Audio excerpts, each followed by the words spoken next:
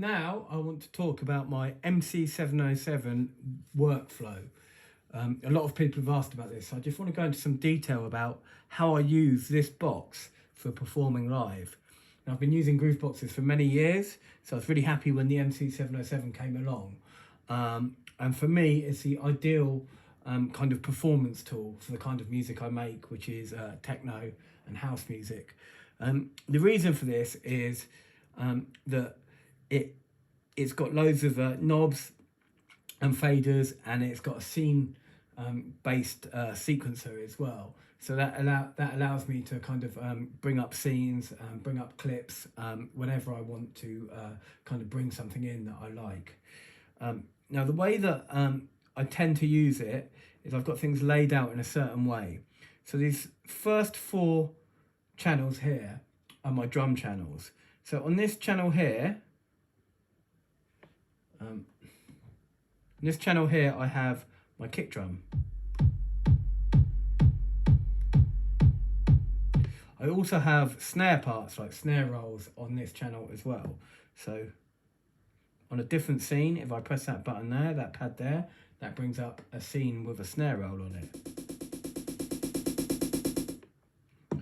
Normally, because I'll either have the kick drum or the snare roll running at, I won't have them running at the same time, so it's good to have them on the same clip. And then this channel here, the second channel here, is for my hi-hats, and also I put ride cymbals on there as well.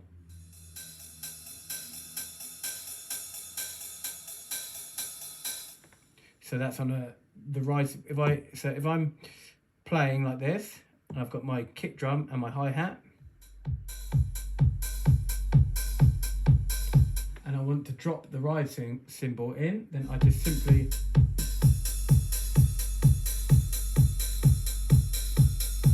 press that scene, that clip there.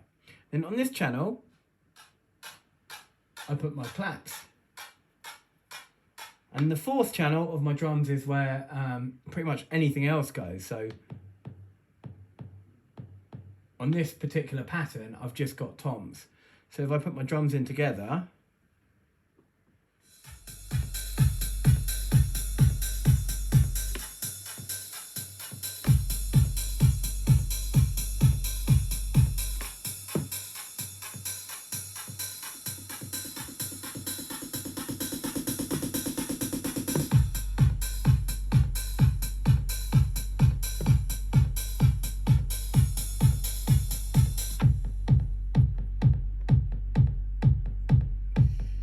I can just jam with those drums. And now on the channels 5, 6 and 7, I have synth and bass parts. Now I'd like to say that I was really organized with it, and I had bass on 5 every time, but that's not really the case, because when you're creating stuff, you maybe start off making a bass line and then you kind of end up somewhere completely different. So this kind of depends on the pattern. I can kind of get lost in the creation process, and, like I said, start making a bass line, and it ends up with, in this case, let's have a listen, a chord on there, and then on this one I've got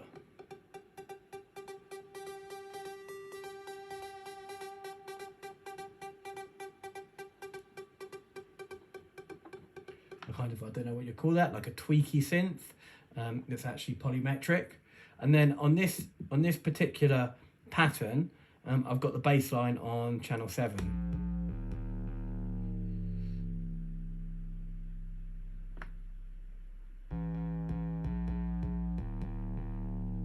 And normally, I will add stuff from Ableton over the top of it, or stuff from the Peak over the top of it, but today I just want to really focus on the the MC707 workflow. So that's kind of how, and I'll just give a little demo about how I would jam stuff out using the patterns in the clips in and tracks in this pattern. So Let's start with just the kick drum.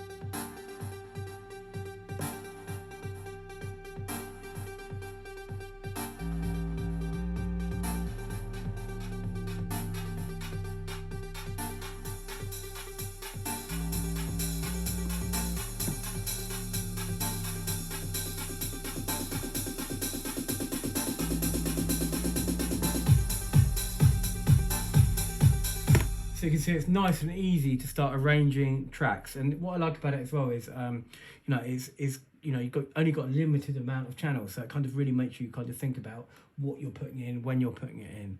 And this channel 8, actually, I'm not using a loop in this track, but if I am going to be using a loop of any description, that goes on channel 8. So that's 4 channels of drums, 3 channels of synth, and then 1 loop there. In terms of the process of actually creating the sounds, now quite a lot of stuff I will sample in sometimes from either the Peak or something like the Volca kick, or sometimes Ableton. Sometimes I'll sample stuff in, but the beautiful thing about this box as well is it's really capable when it comes to sound design. You've got a lot of options in there for sound design, like this kick drum here. Let's have a look at this kick drum. I'll show you what this kick drum is made up of. So let's go into our note mode. So here we have, if I go into my sound menu here, I've got 2 separate kick drums. So I think this one is basically made from kick drums inside the box. So if I go to shift on this pad and enter, this is a 909 kick here, which has been pitched down by 6 semitones. I've also added some reverb onto it. And if I go into the M effects, which is in multi effects, I've got a low boost effect on there, and I've boosted the low gain on there as well. And then I've actually layered that up with a separate kick drum here, and this kick drum here is a synthesizer kick, and I've layered that up on top, and that one is actually not been detuned at all.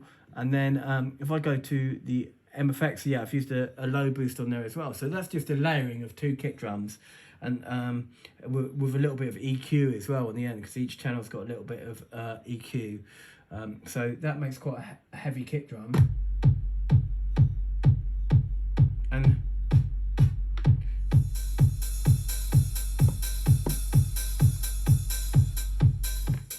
And this hi-hat here is just a very, once again, it's like a, if I go into my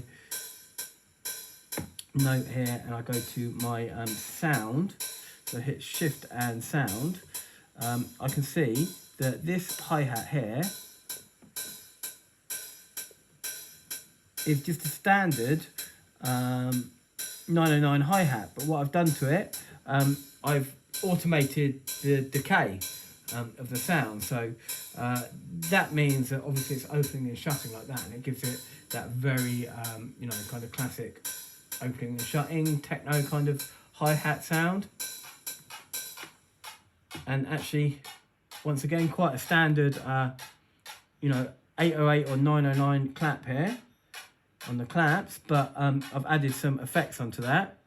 So if I go into here and so this is actually 808 clap, and in here I've just I've used a step flanger, and I've tweaked the step flanger so you can hear it gives it that kind of flangey kind of sound. So when you put them together,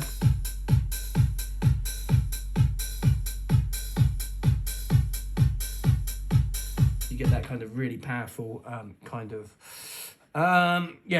techno sound, I suppose. And this is a chord that I've sampled in, and obviously put loads of delay on it. I've set the filter so I can tweak the filter live.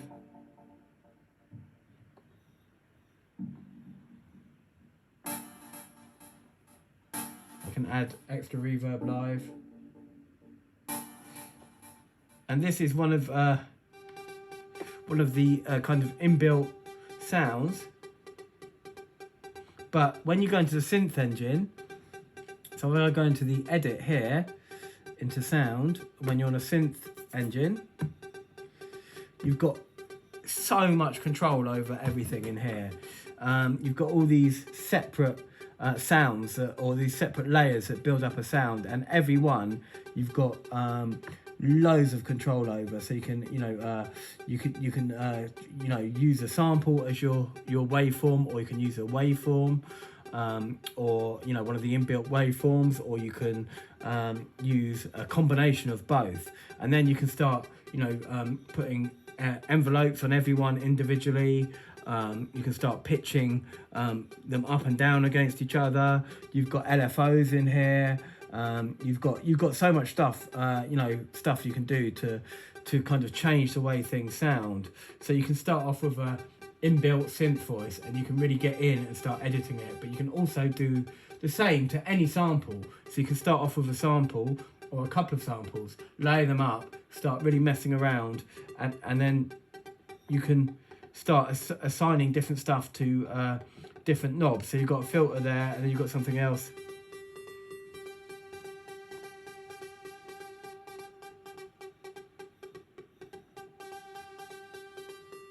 Here, and then I've got my reverb send here. And if you look at that pattern there, it's a polymetric pattern, so it's just looping around that bit there. And then bassline is, once again, it's one of the patches that came in the box, but once again, it's been edited and messed around with in the synth menu, and you've got all these really powerful effects, like this saturator here. I love the saturator on here. I love the fuzz on here as well. You can really get things sounding nice and fat in here, and you can really go into menus, and you've got so many controls over everything. Okay, so the sound design is not, there's a lot of menu diving going on with the sound design, which means you're doing a lot of that stuff, but that's kind of separate from your performance. So when you're you're sound designing, you're kind of saving the results, and then making it, setting a couple of macros on the knobs so you can kind of tweak stuff as you're performing. So you make it a lot simpler to tweak stuff when you're performing, but if you really want to get into the box and start designing stuff, it's great for that. And it also, it comes with a lot of great, starting blocks as well. Obviously being Roland, they own all the, the classic Roland sounds, where if you're making like techno and house music, especially with that classic kind of sound, that's great. So that's, that's basically how I use this box. Now, in terms of, patterns, I've got, so if I go into the clip mode here, and you can see here, it looks a little bit like Ableton. You've got all these scenes and clips, and I tend to trigger scenes. And for a 2-hour live show, I use 2 projects. So, it's quite, you've only got 16 scenes per project, which, can seem a little bit frustrating at times, but actually you can also load a project. If you've only got to load one project during a 2-hour live set, then it's not really the end of the world, which is how I try and keep it. So I try and keep each kind of track or pattern to two scenes, so I try and have just like one variation on each one. So if I go and, for example, let's trigger this one.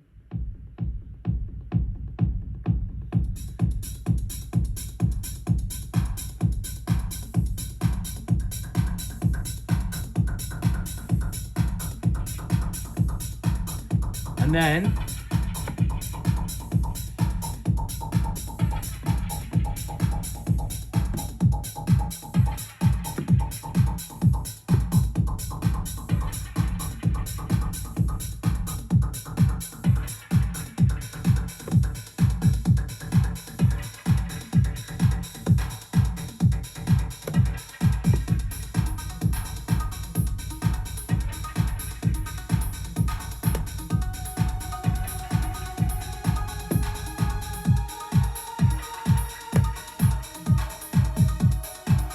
you can see, you can kind of, that's two separate tracks, and I can kind of mix between those two separate tracks when I'm performing live as well.